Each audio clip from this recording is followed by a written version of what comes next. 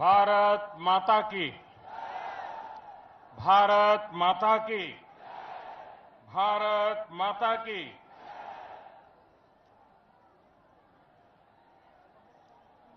आल्हा उदल जैसे वीर सपूतन की ई धरती खां और उनकी वीरता खां बार बार प्रणाम करत हैं।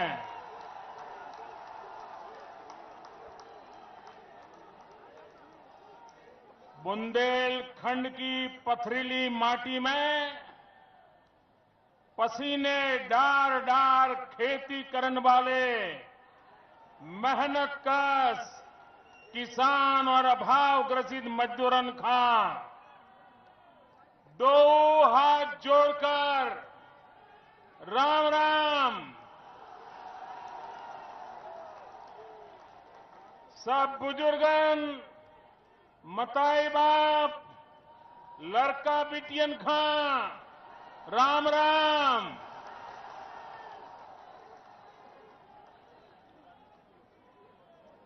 मंच पर विराजमान श्रीमान ओम प्रकाश माथुर जी, हमारे तेज तर्रार नौजवान सदा प्रसन्न चित्त राज्य के भारतीय जनता पार्टी के अध्यक्ष श्रीमान केशव प्रसाद मौर्य जी, केंद्र में मंत्री परिषद के मेरे साथी और हिंदुस्तान के कोने कोने में किसानों को पानी पहुंचाने का जिसने बीड़ा उठाया है, ऐसी सुश्री उमा भारती जी, केंद्र में मंत्री परिषद के मेरी साथी, इसी उत्तर प्रदेश की धरती की संतान साध्वी निरंजन ज्योति जी, क्षेत्रीय अध्यक्ष श्रीमान मानवेंद्र चौहान जी, यहां के हमारे जनप्रिय सांसद श्रीमान पुष्पेंद्र सिंह चंदेल जी, श्रीमान स्वतंत्र देव सिंह, श्रीमान विजय बहादुर जी, श्री भानु प्रताप वर्मा जी, श्री भैरव प्रसाद मिश्रा जी, श्री रवि शर्मा जी, सुश्री रंजना उपाध्याय जी, श्रीमान बाबू राम निषाद जी और प्यारे भाइयों बहनों, मैं सबसे पहले गत सप्ताह मां भारती की सेवा करते करते आतंकवादियों से, उग्रवादियों से निर्दोष नागरिकों की रक्षा का प्रण लेकर के जान की बाजी लगाने वाले इसी क्षेत्र के रत्न श्रीमान नरेश कुमार पाल, जिनकी शहादत हो गई, मैं उस वीर सपूत को प्रणाम करता हूं, मैं उनको नमन करता हूं। और मैंने देशवासियों से आग्रह किया है इस बार कि हम दिवाली के दिनों में अपनों को बहुत प्यार से याद करते हैं, दिया जला करके अपने घर में रोशनी करते हैं, अंधेरे को हटाने का संकल्प करते हैं। क्या इस दिवाली में देश के उजाले की रक्षा करने वाले हमारे वीर जवान, चाहे थल सेना में हो, चाहे जल सेना में हो, चाहे वायु सेना में हो, चाहे बीएसएफ में हो, चाहे सीआरपीएफ में हो, चाहे कोस्ट गार्ड में हो, चाहे इंडो तिब्बतियन फोर्स में हो, न जाने इन गिनत ऐसी सरकारी संगठनें हैं जिसमें हमारे देश के नौजवान सीने पर गोलियां झेलते झेलते हम लोगों के सुख चैन के लिए अपने आप को आहूत कर देते हैं। इस दिवाली में हर हिंदुस्तानी उनको भी दीपावली की शुभकामनाओं का संदेश भेजे। मैंने मेरा संदेश भेज दिया है। देशवासियों से भी आग्रह करता हूं कि हमारे सेना के जवानों को, हमारे सुरक्षा बलों को, और सिर्फ सेना ही नहीं, और भी सुरक्षा बल है, सबके सब अपनी जवानी हमारे सुख चैन के लिए खपा देते हैं। ऐसे वीरों के लिए हमारी दिवाली की शुभकामनाएं देश के लिए मर मिटने के उनके हौसले को बुलंद कर देती है। और ये बुंदेलखंड की धरती तो बुलंदी की आवाज है, देश की बुलंदी की आवाज है। और इसलिए जब मैं शहीद वीर नरेश कुमार पाल को याद करता हूं, उनका पुण्य स्मरण करता हूं, आपसे भी और देशवासियों भी से, उत्तर प्रदेश की जनता से भी इस दीपावली में शुभ संदेश भेजने के लिए अनुरोध करता हूं। ये धरती बड़ी खास है।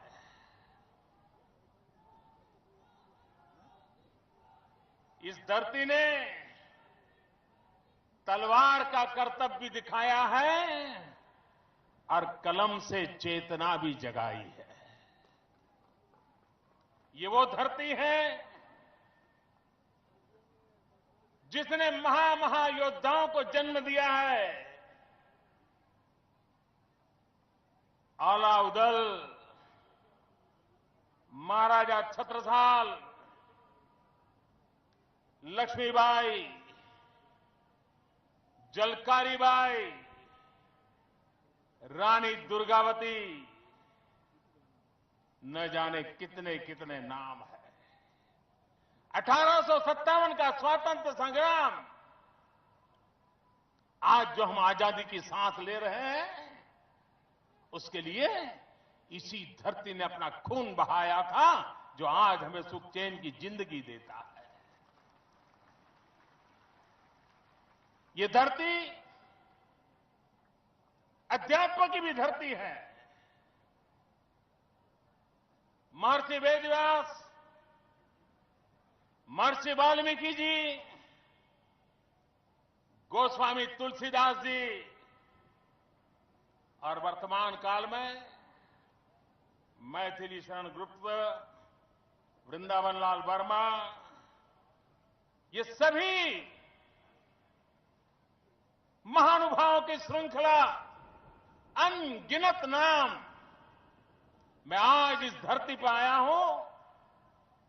मैं इन सबको सादर नमन करता हूं, उनके आशीर्वाद की कामना करता हूं, ताकि हमें एक ऐसी शक्ति मिले जो इस बुंदेलखंड को, यहां के लोगों को मुसीबतों से मुक्ति दिलाएं, संकटों से उनको छुट्टी दिला दें।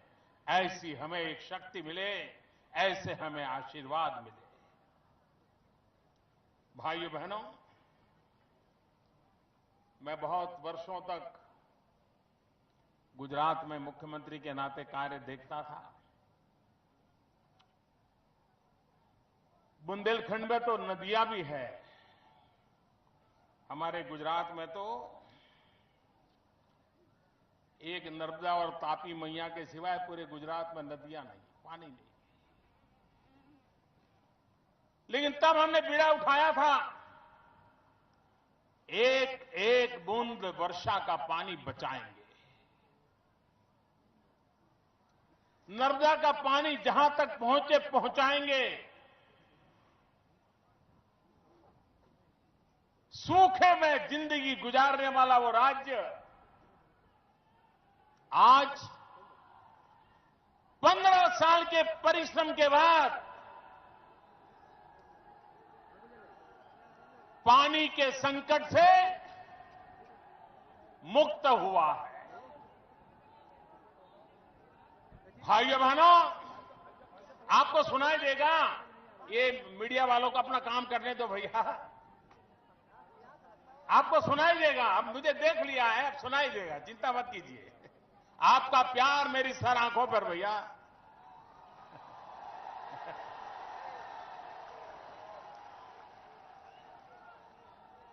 जब मैं बुंदेलखंड के लिए सुनता था, इस इलाके में 5-5 नदियां, लेकिन जल प्रबंधन के अभाव में यहां पत्थर तो सजल है, लेकिन मिट्टी सूखी है। भाइयों बहनों, यहां का किसान तबाह हो गया, और इसलिए ये बुंदेलखंड की धरती, जो धरती के पेटाल से हीरे, मोती, सोना न जाने क्या क्या देने की ताकत रखती है, लेकिन किसान को पेट भरने तक का अन्न नहीं दे पाती है।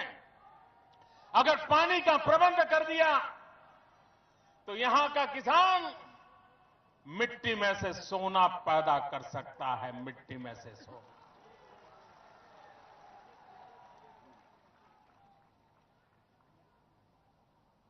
हमारी उमा जी के मार्गदर्शन में एक बड़ा अहम कार्यक्रम हमने हाथ में लिया है, जिसका लाभ यहां के पूरे क्षेत्र को मिलने वाला है। इसका सपना अटल बिहारी वाजपेयी जी ने देखा था,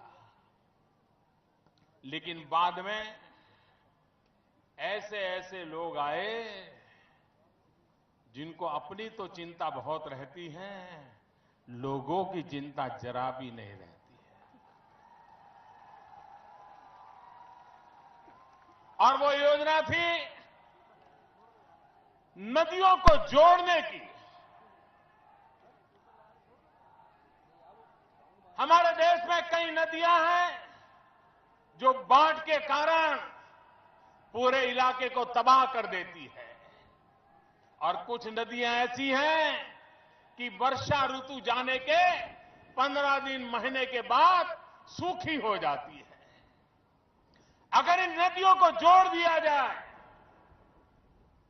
जहां अधिक बाढ़ आती है वो पानी सूखी नदियों में पहुंचाया जाए, इन नदियों को जिंदा किया जाए, तो धरती के अंदर भी पानी उतरेगा, हमारे जो कुएं सूखे हैं उसमें भी पानी आएगा, और नदियां आने के बाद अगल बगल के इलाके में भी खेती के लिए सुलभता बढ़ जाएगी।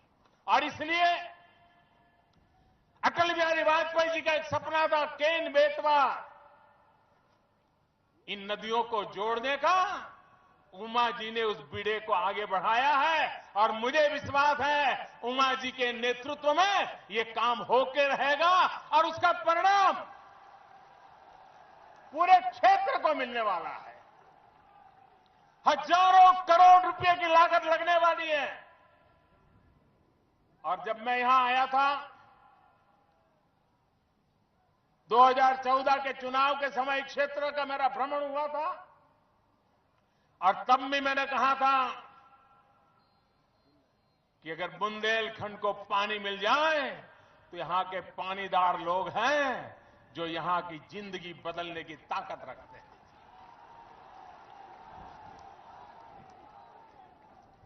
मैं जब गुजरात में था तो होली वगैरह त्योहारों पर उत्तर भाषा, हिंदी भाषी लोगों से मिलना का कार्यक्रम हुआ करते थे। तो लोग मुझे मिलते थे, वो कहते थे, मैं पूछता था कहां से आए हो, तो कहते थे बुंदेलखंड से। ज्यादातर लोग बुंदेलखंड के गुजरात में रहते हैं। शायद कोई गांव ऐसा नहीं होगा जहां से एक आध दो परिवार गुजरात में जाकर के बसे ना होंगे। तो मैं उनको पूछता था कि आप कौन से वाले बुंदेलखंड से हैं, मध्य प्रदेश वाला बुंदेलखंड कि उत्तर प्रदेश वाला? शुरू में पूछता था मैं, और सब लोग बताते रहे नहीं साहब हम तो सब उत्तर प्रदेश वाले बुंदेलखंड के हैं। बाद में मैंने पूछना ही बंद कर दिया, क्योंकि मुझे पता था अगर गुजरात में आया हो तो मध्य प्रदेश वाले बुंदेलखंड वाला नहीं आता है, उत्तर प्रदेश वाले बुंदेलखंड वाला आता है, क्योंकि वहां कोई रोजगार की संभावनाएं नहीं है। भाइयों बहनों, जहां पर इतनी प्राकृतिक संपदा हो उस क्षेत्र का विकास क्यों नहीं हो सकता? अगर मांझा हो, कठिन से कठिन परिस्थितियों को बदला जा सकता है। आपने कच्छ के रेगिस्तान का सुना होगा। अगर किसी सरकारी मुलाजिम को कच्छ में ट्रांसफर कर दिया जाए तो वो कहता था कि मुझे तो अंडमान निकोबार भेज दिया है।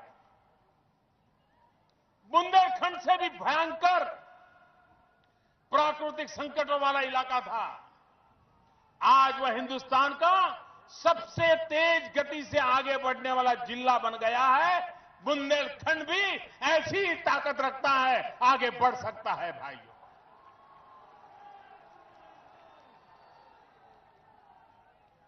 भाइयों, बहनों, उत्तर प्रदेश ने राजनीति बहुत देखी है।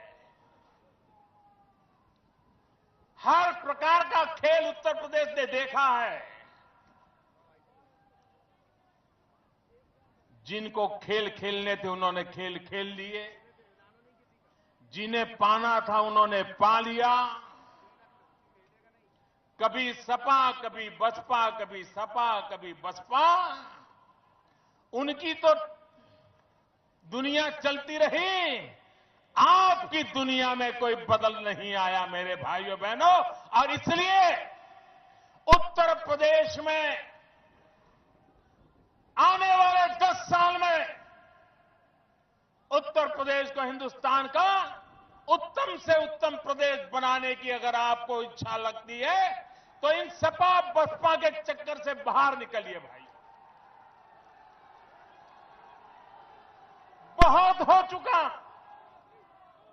आपने देखा होगा जब चुनाव आता है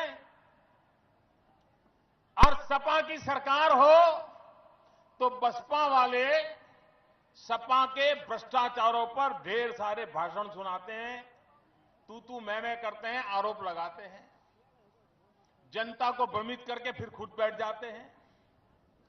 लेकिन क्या 5 साल बसपा वालों ने काम किया?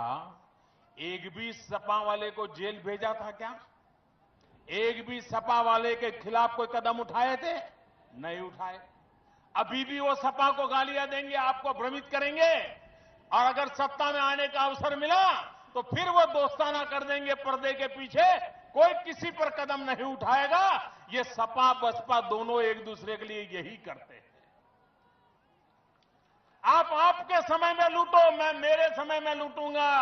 जब आपकी बारी आए तब मेरी बात मत बताना, जब मेरी बारी आएगी तब आपको नहीं बताऊंगा। यही खेल सपा बसपा का चल रहा है, उसी ने उत्तर प्रदेश को तबाह करके रखा है। उत्तर प्रदेश का भाग्य बदलना है तो सपा और बसपा के चक्कर से बाहर निकलिए भाइयों बहनों। आज आप देख रहे हैं सरकार के मुलाजिम तो वही है। 2014 के अखबार देख लीजिए भाइयों, सारे अखबार किस बात से भरे पड़े थे? इतने लाख करोड़ का घोटाला हुआ, इतना भ्रष्टाचार हुआ, हर दिन एक खबर आती थी। आज 2.5 साल से आपने मुझे बिठाया है, एक खबर आपने भ्रष्टाचार की सुनी है क्या? एक खबर सुनी है क्या? कहीं कान पे भनक आई है क्या? अगर ईमानदारी से देश चलाने का तय करे तो देश चल सकता है। आज भी देश में ईमानदार लोग हैं, आज भी देश में ईमानदार बाबू लोग हैं, आज भी देश में ईमानदार अफसर लोग हैं, आज भी देश में ईमानदार पुलिस वाले हैं। ताकत जरूरत होती है ईमानदार लोगों को ताकत देने की, और देश में ईमानदारी आ सकती है। इसलिए भाइयों बहनों मैं कहना चाहता हूं, उत्तर प्रदेश में ये जो बेईमानी का खेल चला है, उस खेल से उत्तर प्रदेश को बचाना है। भाइयों बहनों, इस चुनाव में उत्तर प्रदेश का चित्र बहुत साफ है, बहुत साफ। आज इस बार उत्तर प्रदेश के मतदाताओं को जैसे लोकसभा के चुनाव में कोई दुविधा नहीं थी, साफ साफ था कि दूध का दूध और पानी का पानी में फर्क क्या होता है, काला क्या होता है, सफेद क्या होता है, साफ दिखाई दिया था। और उत्तर प्रदेश की जनता ने हिंदुस्तान को सबसे बड़ी मदद की पूर्ण बहुमत वाली सरकार बनाने में। उत्तर प्रदेश नागरिकों ने भांप लिया था कि अगर यही खेल चलता रहा तो देश बर्बाद हो जाएगा, अगर बदलाव लाना है तो 100% लाना चाहिए। और उत्तर प्रदेश ने ऐसी ताकत दिखाई, ऐसी ताकत दिया, दिल्ली के अंदर 100% बदलाव आया। मैं आपका आभारी हूं, मैं पूरे उत्तर प्रदेश का आभारी हूं, मैं पूरे हिंदुस्तान का आभारी हूं कि उन्होंने ऐसा महत्वपूर्ण फैसला सुनाया। इस बार भी ज्यादा उलझन का मामला नहीं है जी। एक तरफ वो लोग हैं जिनको परिवार बचाने की चिंता है,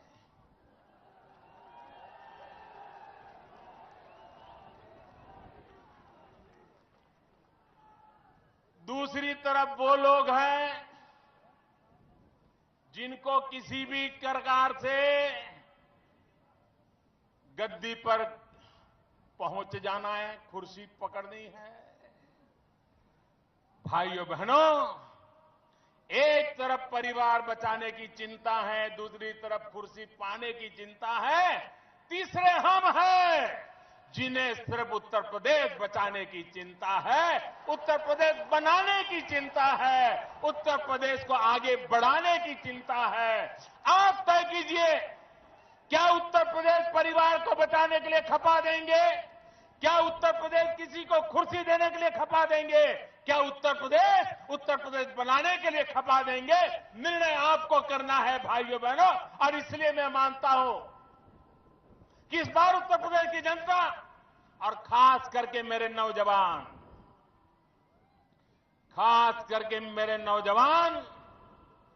आपको आपके भाग्य का विचार कर रहा है। आपके पूर्वजों ने, आपके पिताजी ने, दादा ने किसी न किसी भावना में आकर कहीं न कहीं सपा बसपा वालों को कभी न कभी संभाल के रखा। बाद में लगा होगा चलो यार अपना तो है, लेकिन उन्होंने उनका तो किया, आपके माता पिता दादा चाचा चाची किसी का कुछ नहीं किया, न आपके गांव का किया, न आपके इलाके का किया। मेरे नौजवानों, आपके पूर्वजों को तो भावना के कारण एक नुकसान झेलना पड़ा, लेकिन मेरे नौजवानों आप गलती मत करना। आप अपने भाग्य की चिंता करना, आप इस उत्तर प्रदेश के भाग्य की चिंता करना, आप इस बुंदेलखंड के भाग्य की चिंता करना, तो आपको बदलाव मिलेगा। भाई कोई मुझे बताइए, ये प्राकृतिक संपदा यहां जो है, इस पर हक आपका है कि नहीं है? इस पर आपका हक है कि नहीं है? इसकी कमाई में आपका हिस्सा होना चाहिए कि नहीं होना चाहिए? इसमें से आपकी जेब में कुछ आना चाहिए कि नहीं आना चाहिए? आपके गांव के रास्ते बनने चाहिए कि नहीं बनने चाहिए? आपके तालाब ठीक होने चाहिए कि नहीं होने चाहिए? आपके खेत में कुआं ठीक होना चाहिए कि नहीं होना चाहिए? आपकी फसल के दाम मिलने चाहिए कि नहीं मिलने चाहिए? लेकिन कुछ मुट्ठी भर लोग लखनऊ के आशीर्वाद से आकर के सब कब्जा कर लेते हैं, तबाह कर देते हैं। क्या ऐसे माफियाओं को हटाना है कि नहीं हटाना है? आप मुझे बताइए, आज जो उत्तर प्रदेश की दो पार्टियां हैं, सपा और बसपा, इनमें वो माजा है क्या इन माफियाओं से भिड़ने का? जी, ये लड़ सकते हैं क्या? ये इनके भरोसे जीने वाले लोग उनसे कोई कदम उठा सकते हैं क्या? भाइयों बहनों, एक अकेली भारतीय जनता पार्टी ऐसी है जो इन माफियाओं के खिलाफ लड़ने के लिए तैयार है, आपके लिए तैयार है। भाइयों बहनों, जहां अच्छी सरकारें होती हैं वहां पर जमीन सुधार के कानून के लिए कोशिश होती है ताकि सामान्य मानवी की जमीन की सुरक्षा हो, उसके खेत की रक्षा हो, उसकी सीमाओं की रक्षा हो, कोई उसको दबोच न ले, कोई उससे लिखवा न ले। हर सरकारें जो अच्छी होती हैं वे जमीन सुधार के कोई न कोई काम करती रहती है। लेकिन ये उत्तर प्रदेश है, सरकार सपा की हो, सरकार बसपा की हो, यहां पर जमीन सुधारने के काम नहीं होते हैं, जमीन हड़पने के काम होते हैं। कौन कितनी जमीन ज्यादा हड़प लेगा उसको टिकट दी जाती है, उनको फिर नेता बनाया जाता है। भाइयों बहनों, ये उत्तर प्रदेश की धरती हम लोगों की मां है, मां। इस मां को अब लूटने नहीं दिया जाएगा। माफियाओं से ये जमीन छीनने के कारोबारों पर हम कठोर से कठोर कार्रवाई करना चाहते हैं। और इसलिए भाइयों बहनों, मुसीबतों से मुक्ति पाने के लिए हम कदम उठाना चाहते हैं। भाइयों बहनों, आपने सरकारें देखी हैं, मैं आज आपके सामने अच्छी सरकार होती है तो क्या फर्क आता है, इसका उदाहरण बुंदेलखंड एक बढ़िया जगह है, कोई भी नागरिक समझ सकता है। और इसलिए मैं चाहता हूं कि इस बात को हम समझें।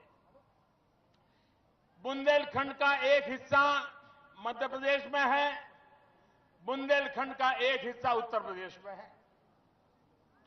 उत्तर प्रदेश के बुंदेलखंड पर कभी सपा ने राज किया, कभी बसपा ने राज किया, और मध्य प्रदेश के बुंदेलखंड पर भारतीय जनता पार्टी ने राज किया। भारत सरकार ने दोनों को करीब करीब 3,500-4 हजार करोड़ रुपया दिया, दोनों को दिया, बराबर बराबर दिया। परिणाम क्या आया? मध्य प्रदेश वाला बुंदेलखंड, जहां भारतीय जनता पार्टी की सरकार है, जहां कभी उमा जी ने मुख्यमंत्री के नाते काम किया, जहां कभी शिवराज सिंह चौहान मुख्यमंत्री के नाते काम कर रहे हैं, उन्होंने जो काम किया मध्य प्रदेश के बुंदेलखंड में, केंद्र सरकार से जो पैसा गया, पाई पाई का पूरा हिसाब के साथ उपयोग किया गया। लेकिन उत्तर प्रदेश में जो हुआ, कहीं पता नहीं चल रहा है कि उन पैसों का क्या हुआ। मैं बताता हूं आपको, यहां के किसानों को पानी की किल्लत है, मध्य प्रदेश के बुंदेलखंड को भी पानी की किल्लत है। मध्य प्रदेश सरकार ने करीब करीब योजना के तहत पानी पहुंचाने का 90% काम पूरा कर दिया, और उत्तर प्रदेश में अभी भी 40% से आगे काम नहीं पहुंच पाया है। ये जिम्मेवारी सपा बसपा दोनों की है। भाइयों बहनों, यहां पर सिंचाई की योजनाएं लागू करनी थी, कुआं वगैरह के काम, उत्तर प्रदेश में सिर्फ 70 योजनाएं शुरू की गई, एक भी पूरी नहीं की गई। मध्य प्रदेश के बुंदेलखंड ने 170 की, और 170 की 170 पूरी कर दी, पाई पाई काम में लगा दिया। मध्य प्रदेश का किसान सुखी हो गया, उत्तर प्रदेश बुंदेलखंड का किसान तबाह हो गया। वाटर शेड मैनेजमेंट का काम मध्य प्रदेश ने 1000 नए प्रोजेक्ट लिए, वाटर शेड के, ट्यूबवेल के काम किए। बुंदेलखंड उत्तर प्रदेश ने एक भी काम उस दिशा में नहीं किया। दिल्ली से भेजे गए पैसे सड़ते रहे, आपके काम नहीं आए। भाइयों बहनों, नए कुएं बनाने थे, 30,000 का लक्ष्य था नए कुएं इस इलाके में बनाने का। भारत सरकार ने पैसे दिए थे किसानों के लिए 30,000 नए कुएं। आपको जानकर के दुख होगा, उत्तर प्रदेश बुंदेलखंड के मेरे प्यारे भाइयों बहनों, मेरे किसान भाइयों बहनों, 30,000 में से सिर्फ 3,500 कुओं का काम हुआ है। 27,000 के करीब कुएं किसी ने देखा तक नहीं है। पैसे कहां गए पता नहीं। दूसरी तरफ मध्य प्रदेश, उसका बुंदेलखंड, उन्होंने 45,000 कुओं की योजना बनाई। और आज मैं गर्व के साथ कहता हूं कि मध्य प्रदेश भारतीय जनता पार्टी की सरकार ने मध्य प्रदेश के बुंदेलखंड में 47,000 कुओं का काम पूरा कर दिया। 47,000 कुओं का काम पूरा कर दिया। भाइयों बहनों, जो किसान पैदा करते हैं उनकी फसल बर्बाद न हो, इसलिए एक स्टोरेज का काम करना था।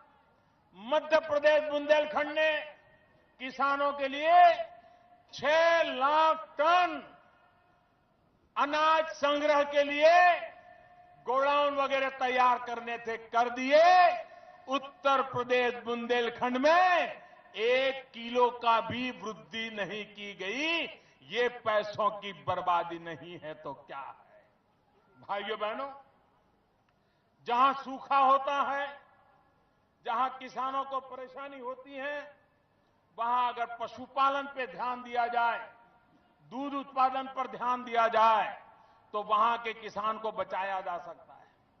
भाइयों बहनों, मध्य प्रदेश बुंदेलखंड ने 18,000 परिवारों को इस काम में जोड़ा। पशुपालन में, दूध उत्पादन में, दूध की व्यवस्था करने में। लेकिन उत्तर प्रदेश बुंदेलखंड ने, जहां सपा और बसपा की सरकारें हैं, जो पुरानी मंडलियां थी उसमें भी राजनीतिक उठापटक का खेल खेला और ज्यादातर मंडलियों को ताले लग गए। भाइयों बहनों, ये काम सपा और बसपा वालों ने किया है। भाइयों बहनों, मैंने विस्तार से इसलिए बताया कि अगर भारतीय जनता पार्टी की सरकार होती है तो जनता के पाई पाई का समय पर उपयोग करती है, और सपा बसपा की सरकार है तो सत्ता का उपयोग खेल खेलने के लिए किए जाते हैं, जनता की भलाई के लिए नहीं किए जाते हैं। और इसलिए मेरे प्यारे भाइयों बहनों, मैं आज आपसे अनुरोध करने आया हूं कि आप उत्तर प्रदेश का भाग्य बदलने का संकल्प कीजिए। उत्तर प्रदेश का भाग्य बदलेगा तभी आपका भाग्य बदलेगा। भाइयों बहनों, उत्तर प्रदेश ने अनेक प्रधानमंत्री दिए हैं देश को, अनेक प्रधानमंत्री दिए हैं। मुझको भी उत्तर प्रदेश ने बनाया है। उत्तर प्रदेश का मुझ पर हक है। भाइयों बहनों, उत्तर प्रदेश में एक ऐसी सरकार दो।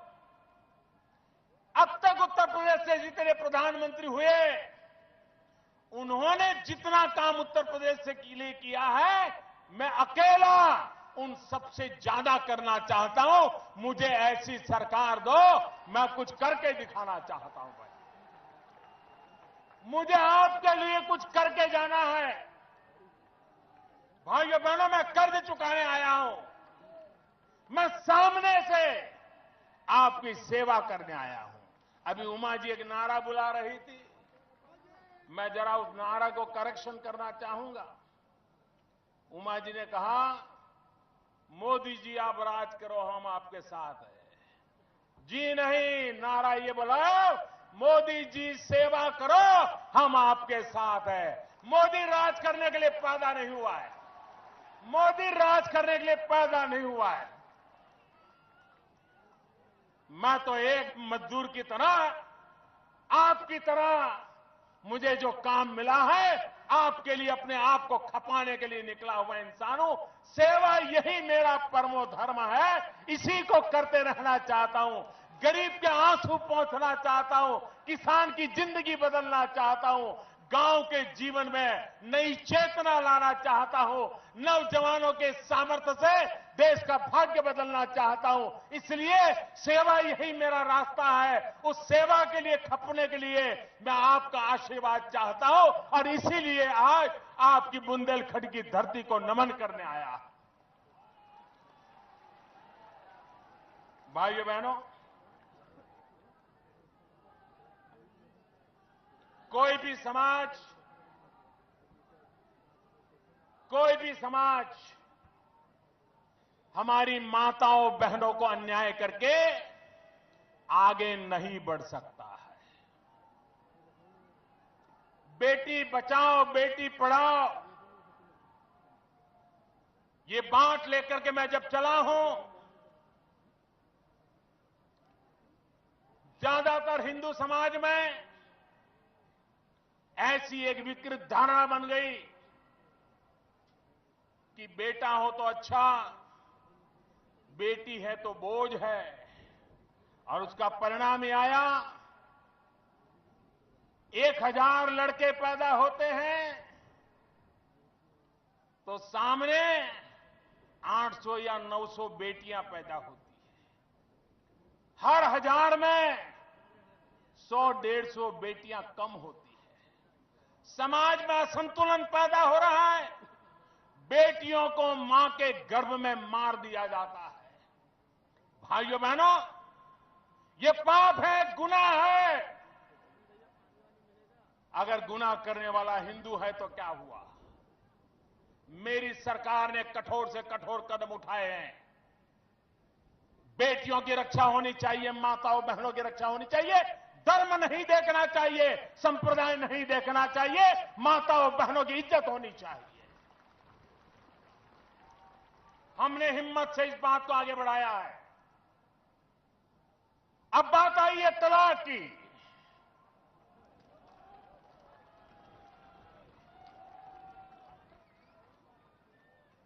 अगर कोई हिंदू मां के गर्भ में बेटी को मार देगा तो उसको जेल के सलाखों के पीछे जाना पड़ेगा। वैसे ही मेरी मुसलमान बहन, उसका क्या गुनाह? कोई ऐसे ही टेलीफोन पर 3 तलाक बोल दे और उसकी जिंदगी तबाह हो जाए?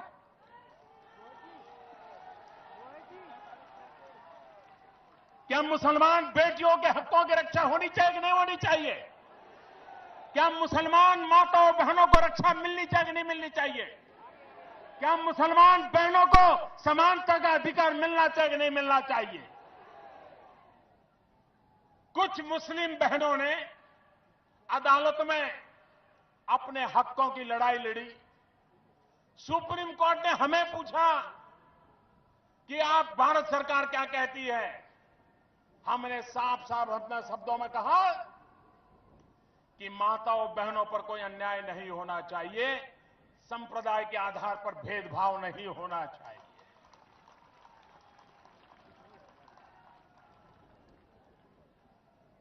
मैं हैरान हूं, हिंदुस्तान की कुछ पॉलिटिकल पार्टियां वोट बैंक के भूख में 21वीं सदी में मुस्लिम औरतों के साथ अन्याय करने पर तुले हुए हैं। ये कौन सा न्याय है? और इसलिए भाइयों बहनों, चुनाव अपनी जगह पर होते हैं, राजनीति अपनी जगह पर होती है, लेकिन हिंदुस्तान की मुसलमान औरतों को उनका हक दिलाना, भारत के संविधान के तहत दिलाना, ये सरकारों की और समाज की जिम्मेवारी होती है। मैं मीडिया से आज सार्वजनिक रूप से अनुरोध करना चाहता हूं, टीवी डिबेट करने वालों से मैं अनुरोध करना चाहता हूं कि 3 तलाक को लेकर के जो विवाद चल रहा है, मेहरबानी करके उसे सरकार और विपक्ष का मुद्दा न बनाए। मेहरबानी करके उसको भाजपा और अन्य दलों का मुद्दा मत बनाए। मेहरबानी करके उसको हिंदू और मुसलमान का मुद्दा न बनाए।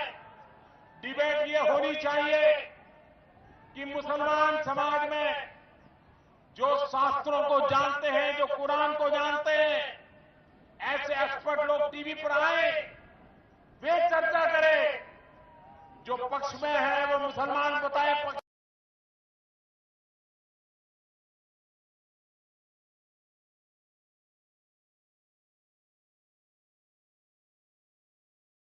मुसलमान समाज में पढ़े लिखे जानकार लोग हैं, आधुनिक विचार रखने वाले लोग हैं। मुस्लिम महिलाएं पढ़ लिख करके मुस्लिम महिलाओं के हितों के लिए अच्छे से अच्छा विचार रखने वाली है। अगर टीवी डिबेट करते हो, मीडिया में चर्चा करते हो, उसको हिंदू मुसलमान का मुद्दा मत बनाइए। मुसलमानों में जो लोग सुधार चाहते हैं और मुसलमान में जो सुधार नहीं चाहते, उनकी चर्चा हो, ताकि देश के 125 करोड़ नागरिक जान सके कि सचमुच में मुद्दा क्या है। अरे लोकतंत्र में चर्चा होनी चाहिए और सरकार ने अपनी बात रख दी है।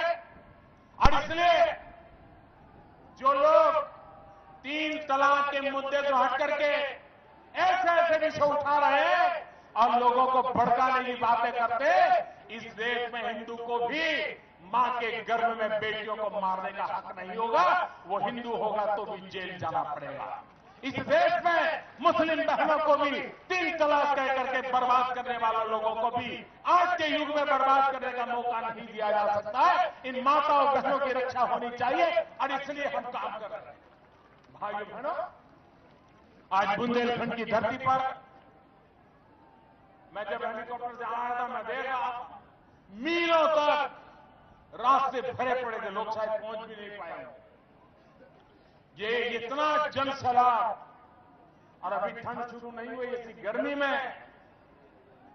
भाइयों बहनों, दिल्ली में बैठे हुए लोगों को पता चल गया है कि अब उत्तर प्रदेश की जनता ने उत्तर प्रदेश के लिए वोट देना तय कर लिया है। उत्तर प्रदेश का भाग्य बदलने के लिए वोट देना तय कर लिया है। उत्तर प्रदेश का जीवन बदलने के लिए वोट देने का तय कर लिया है। अब सपा बसपा के चक्कर से मुक्ति का ये आंदोलन है। सपा बसपा के चक्कर से उत्तर प्रदेश को बिचाने का आंदोलन है। सपा बसपा के कुर्सियों के कारण तबाह हुए उत्तर प्रदेश को बचाने का आह्वान करने आया हो। आपने जो जन समर्थन दिया, मैं आपका बहुत बहुत आभारी हूं। मेरे साथ बोलिए भारत माता की। दोनों हाथ ऊपर करके पूरी ताकत से बोलिए भारत माता की। दोनों हाथ ऊपर करके पूरी ताकत से बोलिए भारत माता की। भारत माता की। भारत माता की। बहुत बहुत धन्यवाद। माननीय क्षेत्रीय अध्यक्ष मानवेंद्र जी धन्यवाद देने की कृपा करें। माननीय